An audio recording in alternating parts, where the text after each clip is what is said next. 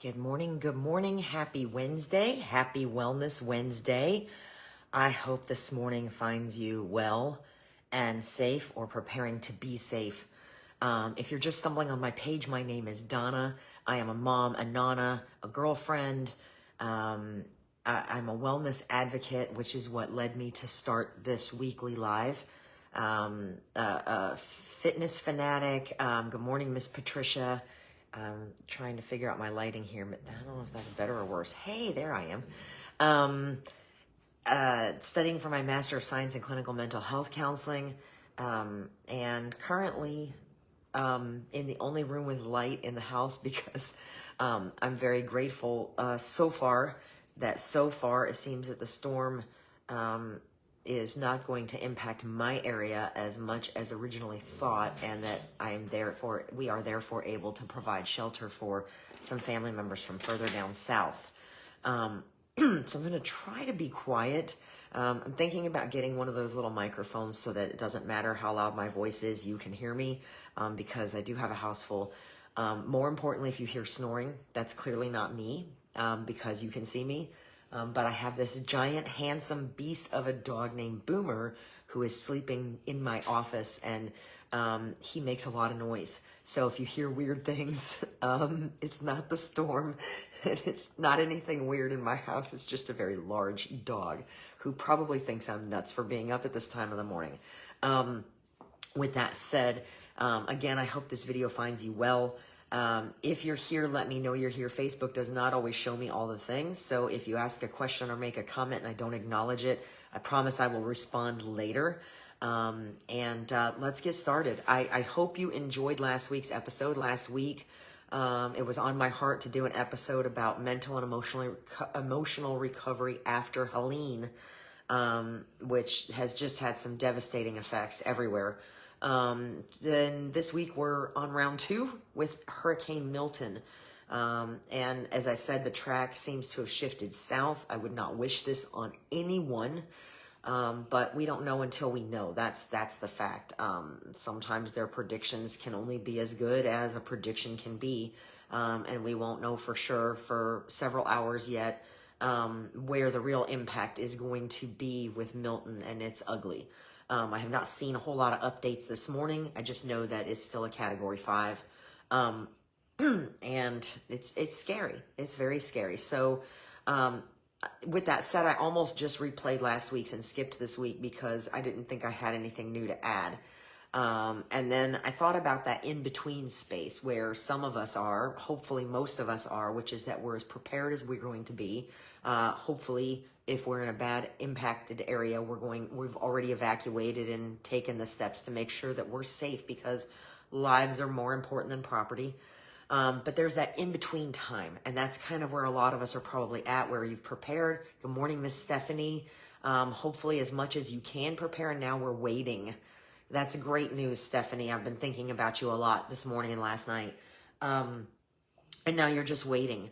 So with that anticipation, and you guys, if you don't already know, I have a very musical brain, so there's all kinds of music running through my head right now. Anticipation, the waiting is the hardest part.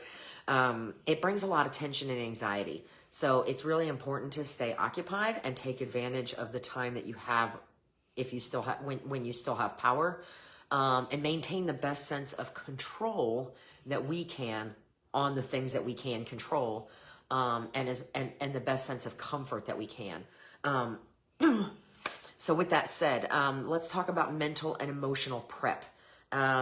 First of all, while you have the opportunity, good morning, Miss Carla, create a special area in your home. This is one of the top recommendations I saw. Create a special area in your home that's kind of rule-free. And what I mean by rule-free in this case is no news and no storm discussion. Let's face it, we are polarized by it right now.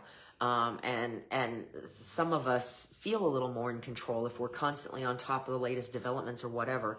But sometimes we don't allow ourselves the opportunity to just step away from that for a minute. And while we're in this waiting period, creating an area in the home that's rule-free, where we're not discussing news, we're not looking at news, we're not discussing the storm, we're just focusing on other things, or meditating, or praying, or breathing, or whatever the case may be. that quiet space is a great place to retreat to. So if you have a space like that, or a space that you can kind of turn into that space. I'm very fortunate. When my boyfriend built my closet, he built it large, so I can actually meditate in there. We even put when we had a house full over a holiday, we even put my grandson on an air mattress in there. It's big enough for barely fit a single size air mattress, and we stuck him in my closet to keep him out of everybody else's way while he was sleeping, so he could have a quiet space to sleep. So that would be my space to go to, where there's no TV, there's none of that. And that's frequently where I meditate and pray. So if you can find a special area in the home, we're going to talk about a way to do that for kids too later on. Then that's a great place to just kind of retreat when you need that break. Because y'all, I get it. These storms coming in, it's like watching a freak side show you can't look away from. It really is. It's hard to turn it off. It's hard to walk away from it. It's hard to, it's just hard to put up any kind of wall of separation. So if you can find a corner of your world where you can retreat from that, even just for a few minutes, it will help you, I promise. Okay, so you can also take this time to create a new routine for waiting things out. Maybe a special meal. You know, a lot of people have very superstitious type, I don't know if that's the right word, routines that they do the night before a game, the night before a big run or a half marathon. And if you have maybe a meal that you routinely eat right before a storm is going to hit, especially if you feel in any way, good morning, Aunt Lois, and it seems silly because we know that eating a specific meal, you know, a lot of these good luck tokens, things like that really probably don't work, but a lot of it has to do with our beliefs, and it's kind of a placebo effect. So if there's something we can do that makes us feel like we're increasing our chances of good fortune, then why not? So a special meal, do a supply check while you still have power, while you're in this waiting period. Good morning, Miss Jen. While you're in this waiting period, double check your supplies. Make sure you know where things are. Good morning, Miss Peggy. Make sure you know where things are, that you've put them in places that are easily accessible. This is a great time to do those things. Since most of us should still have power because we haven't really started to see the impact of Milton, this is also a great time to get things caught up. And by that, I mean, you know, if you've got something you want to cook that needs to be cooked, that could be eaten off of for a couple of days and is a little easier to refrigerate or keep preserved, then now might be the time to do that. Make sure all your dishes are done. Make sure your laundry's caught up. Things like that. Another thing that you can add to that routine for waiting out the storm is breathing exercises. And a really good one for deep breathing, to focus on diaphragmatic breathing, which is where we're, you know, when we take in that breath, our stomach expands. Good morning, Miss Stacy, and Miss Connie. Our stomach expands, and then we hold it, and then when we let it out, our stomach retracts. Because if we're breathing and all we feel, if you put one hand here and one hand here, and you breathe in and all you feel is your chest and shoulders raise, then that's actually a shallow breath. That's not the deep breathing we need to be doing. So the goal is when you do this and you take that deep breath in, that you want to feel your stomach expand. That's your diaphragmatic breathing, and that's that deep breathing that we need to do. So a breathing exercise you can do is breathe in for 4 breaths and then hold it for 4 breaths and then breathe out for 6, or 6 to 8. That if we're focusing on counting, then it helps to quiet our mind a little bit. And if you have your hands like this and you can feel which hand is moving up and down, then you know, it just kind of helps you know if you're doing it right. So breathing exercises are a great thing for the anxiety that comes along with waiting for a storm, and also a great thing to add to your waiting it out routine. Another good thing to do right now, while we have that ability and we have the ability to charge and recharge things, is to touch base with your loved ones via text, call, or video chat. Maybe try not to focus on the storm, but maybe focus on some funny memories, something you've been wanting to tell that person that might be a little more lighthearted. But just, do that touching base. Let everybody know you're okay, you're prepared, check on them, and talk about whatever maybe isn't storm related. Because we don't know sometimes with these storms how long, and North Carolina is a perfect example, how long we may be not in contact with people, either because of no battery power, no power, no internet, whatever the case may be. And, each person's situation is individual and unique. So this is something you can work on now, is touching base with the important people, and we'll talk a little bit more about that in a minute too. I cannot stress this enough, because I've been guilty of it myself in the last few days, in the last week, basically since Helene. Use caution with social media. There's a lot of information flying around out there. Not all of it is accurate. Some of it we don't know if it's accurate or not, but it's darn scary. And even in terms of Milton, there's a lot of people that are still sharing old updates that are much scarier looking in some cases than the current ones. It can really be an ugly little rabbit hole that will actually not help you, but cause increasingly more stress. I just have certain apps I can't even open right now because I just can't. I can't deal with and for me, one of the worst ones is the people that are already talking about the next storm they think is coming. And I'm like, I don't see anything on the weather reports right now as anything else that they're watching that's going to impact us. And I only have the mental capacity to focus on one storm at a time. I'm pretty sure that's how most of us feel right now. So be judicious with your social media use. And certainly if you are on there, now is a great time to be positive, even if you're not necessarily feeling that way. I know I try to stay pretty positive on social media. I may not always be feeling that way, but I do try to, even if I'm stressed out, I try to put a little bit of a positive spin on it. So just use caution, especially if you've lost power. Social media, doomsday scrolling. Good morning, Danielle. That's what I call it, doomsday scrolling. Several other people call it that too. Is not productive in any way. And once you've lost power, it's just eating your battery anyway. But like I said, just use caution with social media. It can be a great tool. It can also be an ugly little rabbit hole. If you work remotely, this is one thing. When Helene hit, we had, Eric, my boyfriend, was home for a day. And so I have a tendency to want to not be doing work things and not be doing school things when he's home, because it's an opportunity to spend time with him. Thank you so much, Miss Peggy. I'm so glad you're here. But the truth of the matter is we never really know if we're going to lose power, how long we're going to lose power, what any of that's going to look like. So if you do work remotely, or like myself, good morning, Miss Beth, you do have schoolwork or whatever to do, even if your significant other is home, your kids are home, you've got extra family in the house, whatever. And I'm saying this as much of as a reminder for me as I am for you. Take advantage of the time where you do have power and you do have internet to work on those things and get those things caught up, or maybe even work ahead, because we don't know what's coming next, right?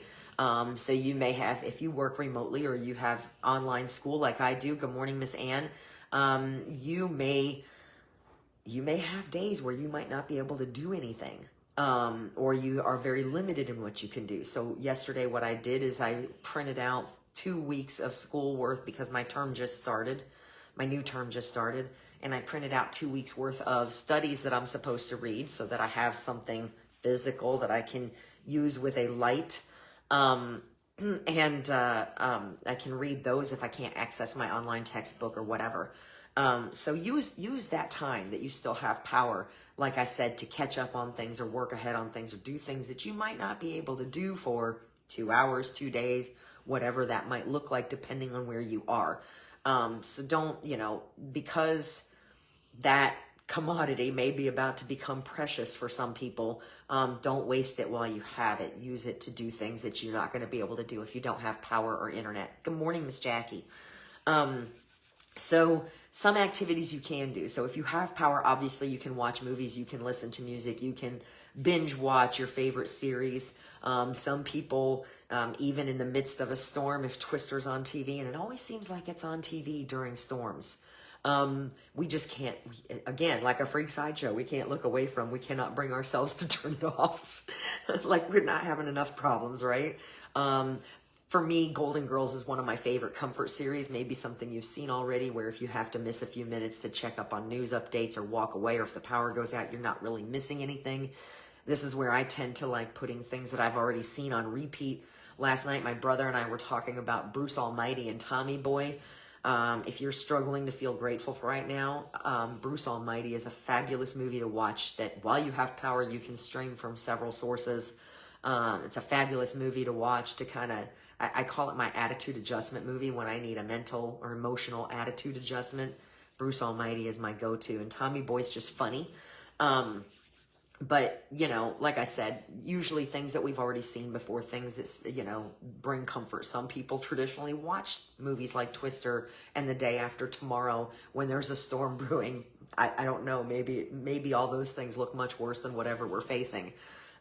So those are things you can do while you have power. Family board games also, video game tournaments if you're into that, where the whole family can get involved. Trivia is another great thing. And of course, there's plenty of trivia games. For kids, build a living room fort. Listen, okay, it says for kids, but here's the truth. Some of us adults would really dig this too. Build a living room fort with your blankets and your snacks and your flashlights. Pretend you're camping outside. Do the whole flashlight under the face thing. Tell the scary stories.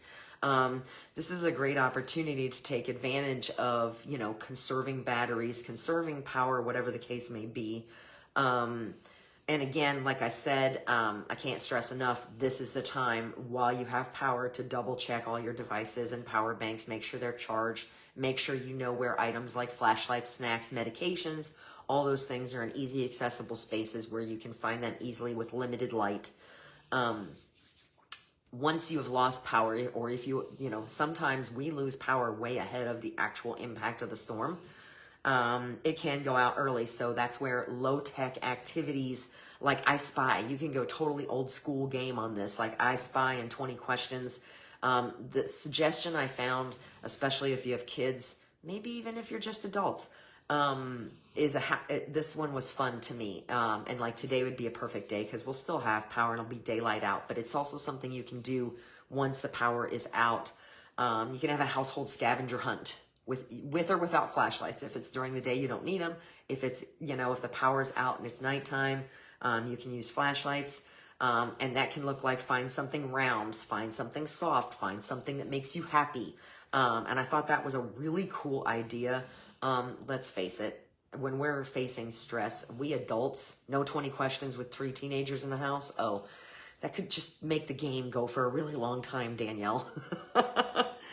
But I don't know about you, but you know, we all tend to regress. I think I talked about this last week. My daughter, when she would get sick, even when she was a teenager, she would get sick. She would pop in that old Thumbelina VHS tape, and that was her comfort thing. And I think even as adults, listen, who doesn't like the idea of a darn blanket fort in the living room, right? I don't care how old you are. So some of these things, while the suggestions are for kids, I feel like they can be just as easily for adults as well, because I know I tend to regress a little bit. So again, that's a comfort thing. So scavenger hunt, I thought that was a really cool idea. Draw, and I'm sure you can find ideas for that online and get them printed out or written down before any power is lost. So that's another thing you can do to prepare in this waiting period. Draw or write stories about what you would do in an imaginary storm-free island. You know, or some other light topics. Make sure, make it a little fun for kids. You can use glow sticks for lighting if you have them. Obviously battery operated lanterns for ambient lighting. Technology's come such a long way. We have all kinds of Ryobi stuff. So we have these Ryobi batteries, and we have a shop light, and we have all kinds of battery packs. The one I'm plugged into right now looks like this, and I could pretty much go for days on it. So there's lots of options there. And if you don't have power and you're still trying to get work done, you can also clean. You can use that time to clean. If the storm's not here yet, power's out. My closet has 2 windows. My closet needs cleaning. We want to talk about that. Good morning, Captain Charlie. So those are times if you've got something that can be cleaned up or organized near a window where you have plenty of daylight. Those are things that you can still do even when the power's out. I don't know about you, but I have a tendency to be like, okay, the power's out, I can't do anything, I'm just going to take a nap. And then that turns into a day of laying around, when there's actually still things you can be doing to occupy yourself and be productive. So you can also keep one space well lit for when the power's out, like that special space we talked about that's maybe no room, no rules, no storm discussion, whatever. You can also keep that one space well lit and safe for your family to gather, to create that togetherness and do things as a family together, have discussions, read books, whatever. So those are just some ideas of things you can do without power. In any case, while you're waiting, I can't stress enough, breathing exercises, stretch routines, meditation. This is a time, especially when we're really nervous and we've just got that feeling in the pit of our stomachs that something is wrong, and we're feeling out of control. Those breathing exercises and stretch routines, meditation, writing down affirmations or repeating affirmations like I am safe, I am prepared, I am capable of handling what comes, can be really helpful. And if you're spiritual, praying or including your spirituality in those affirmations, like I am safe, or God's got me, I am prepared, I am capable of handling whatever the universe throws at me, whatever God throws at me, or I'm capable of handling what comes through God, whatever that looks like, whatever your spirituality looks like. I'm not here to judge that, or tell you it's wrong or right. I'm telling you, work that into your affirmations, work that into your prayers, your meditation, whatever that looks like for you, especially if it gives you comfort. Because those are the things that are going to help calm that anxiety and help keep us calm while we're in this waiting stage. Emotional check-ins with other family members in the house are really good at this time too. How are you? What do you need right now? Now, what you can provide, an answer to that question is maybe limited depending on if you've lost power yet or if you haven't. But doing those little check-ins, because a lot of times we just kind of wander around and we don't want to talk about it. Yeah, I have people in my family, and I'm even guilty of this sometimes, where I'm like screaming inside, but I've got that stone face, good morning, Denise, and I'm not talking about it. But eventually everybody else figures out, oh, hey, Donna hasn't smiled in like an hour and her face looks like it's frozen. So something's probably wrong. But a lot of times, as much as we can talk about storms and everything that's going on too much, we sometimes maybe don't speak enough about how we're feeling. So if we have that opportunity to check in with family members, especially those that are in our own homes, or nearby, then this is a good time to do it. And then of course, grounding techniques. And I think I didn't save where I had that pulled up. So give me just a minute. There's the 5, 4, 3, 2, 1. And I've talked about it before. So let me see. There it is. Let me see if I can find this real quick. Grounding techniques are excellent for calming and remembering kind of where you are and that you're prepared and all of that. And it looks like this. So it's a 5, 4, 3, 2, 1 grounding technique. 5 things that you can see. Identify 5 things that you can see. You know, if you feel yourself starting to panic, acknowledge 4 things you can touch. Acknowledge 3 things you can hear, 2 things you can smell, and 1 thing you can taste. And that's that 5, 4. Oh, there's those weird little reactions when I move my hands. I don't know if you guys saw that or not, but it looks weird on my end. So that's a great grounding technique, to help you kind of calm down, to help you focus on what's going on right now instead of what might happen. Just an excellent technique. And this is the time to kind of use that with or without power. So moving on, stay connected and informed as much as you can with or without power. Keep on top of local updates and alerts, but not obsessively, because we tend to be, listen, I am guilty. I will turn on the news and I will fall asleep on the couch and I will leave the news on. Even though I usually use a sleep timer, I will leave the news on so that if I even wake up for 30 seconds, I can see exactly what's happening right away. So with that said, let's try not to be obsessive about checking in with local news and alerts. We get the important ones usually by some kind of text system, weather radio if you have it, etc. Good morning, Miss Beth. So we can stay up to date, or, you know, check in once an hour when, you know, there's advisories, whatever. But like I said, keep using social media judiciously, and be careful not to climb into those rabbit holes that'll have you panicked and thinking, that the world is going to end in 5 minutes, because trust me, those rabbit holes are out there. So stay connected, but not obsessively. You can also, if you don't already have them, like here, thank you, Beth. I appreciate that. Love you too. So here locally, we have a couple of different community groups. Some of them are rabbit holes, because some of them are rabbit holes. We're just going to leave it at that. But if you don't have a community group, or maybe a neighborhood group, either via text or in like the neighborhood app or in Facebook, this is a good time to create or check in with community groups so you can stay up to date with neighbors and what's actually happening in your local area. And if you're in a good position to help, who has needs and so on. We have a couple of those groups here locally. If you don't have those groups, you can create one, or, you know, throw something up on Facebook to see if there is one you can be added to. Routine check-ins with loved ones, or a storm buddy system. And I love this, the storm buddy system. It reminds me of when I was at camp and I had to have a swimming buddy. So the storm buddy system means just something, a loved one or a friend that you're checking in with regularly, where you guys might have a schedule of times to check in, like, hey, if I don't hear from you in 2 hours, I'm texting you, or I'm calling you, or, you know, I'm sending in the sheriff's posse, or whatever that looks like. So this is a good time to set that up, to help you stay connected and informed, you know, again, with or without power while we wait, and even after the storm starts rolling in.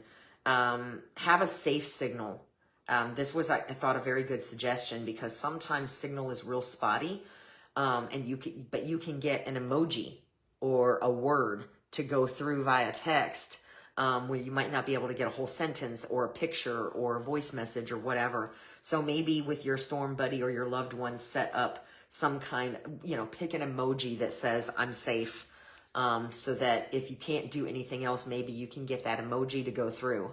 I thought that was a fabulous idea. And then some key things here, that you might not be aware of. If you are in, like North Central Florida to South Central Florida-ish along the coast, Spectrum News 9, Spectrum has a news app that, during storms, they open up for everybody's use, whether you use Spectrum, or whether you subscribe or not. And you can download that and you can watch live updates on what's going on. If you are a Spectrum user, this app is available all the time, logs you in with your Spectrum credentials. And even if you don't use the streaming TV services, you can still access this app. You can viewcast it to your TV if you have power. And you can keep up with live updates, basically from like, I want to say Sarasota County through Citrus County in the state of Florida. So that, if you didn't know that, I actually just found out like 2 weeks ago that this was something that was available for free all the time to Spectrum customers. I already knew that they did it for storms for everybody, but I wasn't aware that it was something that was available all the time for Spectrum customers, even if we didn't have the TV streaming option. So Spectrum News 9 app, it's a separate app from the Spectrum streaming television app. And you can watch, like I said, it's free for anybody that's in the viewing area right now because of the storm. So you can watch live updates there. Also, last night I found out there's a new feature from, if you have an Apple phone. I'm Android stupid. So if you have an Android phone, please don't ask me any questions because I have no idea.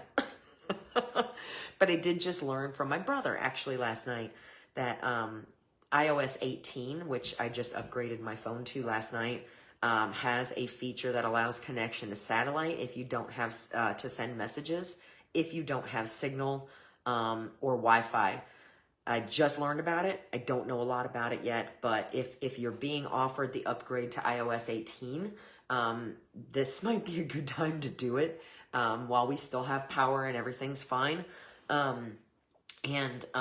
know two different phones, two different iPhones, same year, same age, same type, One in the house offered only the 17.7 iOS update, and one offered that or an upgrade to the 18. But when the phone that had just the 17.7 was when that update process started, it then went ahead and kicked in and offered 18. So if that's not something you've done yet, if you've got an iPhone and you haven't updated to the latest system yet, it might be something to consider, because that could turn out to be a pretty handy feature going forward as we see what the impact of the storm is. So we already talked a little bit about kids, the games I spoke of already. You can also create a hurricane box. And I thought this was really, you can play old school games that you don't really need any technology for, like spoons. If you don't know what that is, look it up while you still have power and internet. Spoons is a lot of fun, and it can get a little crazy, and you wouldn't need a lot of light to play it either. So old school games like that, card games, whatever, always have a deck of cards on hand, because you just never know. Even Go Fish can keep kids and adults entertained for hours. They also found out about this cool family breathing game that I didn't know about that helps with the deep breaths, called Blowing the Storm Away, and it's done with cotton balls. And I have some instructions that I found here, and I'll maybe post those in the comments when I'm done, because I'd never heard of it before, but I think it's a really great idea, and I think that it's it says that it's an effective way to help children self-regulate their emotions. There's a lot of emotions going on right now, y'all, and the kids feel your stress. So they may not know what it is, but they feel your stress, and they're like manifesting it and throwing it back out there. So this can be a way to help them calm down, teach them that breath work, and help them with the self-regulation, and yourself too, while having a little bit of family fun. Like I said, look at those old school games that you played when you were a kid, that are non-technology based, because those could end up occupying a lot of your time. Listen, a good Monopoly game with a battery operated lantern is probably all you need to kill like 5 hours. If it still works the same way it did when I was a kid. Good morning, Jean Marie. Thank you, Miss Carla. If you have any ideas, that Carla just reminded me, if you have any ideas or tips, drop them in the comments. That's what this is all about. This is not just for me to hear the sound of my own voice. This is for us to share information and share tips. Keep it positive, make it productive. But yeah, go back to the old school games, before technology. Check out this little Blowing the Storm Away with cotton balls. And like I said, for pets can benefit from the creating a safe space where they can, and especially if they're crate trained, pets have a tendency when they're stressed out to just go right into their own crates anyway, and just kind of stay there because they feel safer there. But if you've got pets that need them, Thunder Buddy shirts, soothing voices, a place where they've got a soft blanket or an old t-shirt that smells like you, in a corner somewhere, can really help to make them feel safe. So those are the best tips I could come up with to help you with this waiting period. I'm guilty, so I know other people like myself. We just become polarized. We become polarized with watching those hurricane updates over and over and over again. And there's lots of things we could be doing to take advantage of the time that we still have power to make us better prepared, either mentally or physically. Even though we think we're done preparing, or just to use that time productively in case we reach a point where we don't have the ability to because we're lacking power or internet. I hope you found this helpful. Staying occupied and focused on small tasks helps reduce stress and build a sense of resilience and control. And one thing that always makes us feel better is if we feel like we're in control, right? And in the case of a storm, Aunt Lois, I will give everybody a hug for you. In the case of a storm, we couldn't feel any less in control most of the time. So focusing on those small tasks and those things that we can control really helps with that and helps us build a sense of resilience. And then again, whether the power is on or off, your strengths are your preparedness, your connections with your loved ones, and whatever your faith or beliefs might be. Those are your strengths. Embrace them, concentrate on those, and just use them as that's what they're there for. Okay. Just a couple of real quick things. If you are in an area, the storm track has shifted a couple of times. If you're in an area that you didn't think was going to be impacted and now is going to be. I think we still have a little bit of time for you to get out of there if that's an option. If you have a full gas tank, there's not a gas shortage in Florida, but there is, they're just struggling to keep up with the places that are running out. So, and another thing, again, with the internet rabbit hole, I noticed a lot of people yesterday were still posting photos of evacuation routes that were clogged up from like Sunday.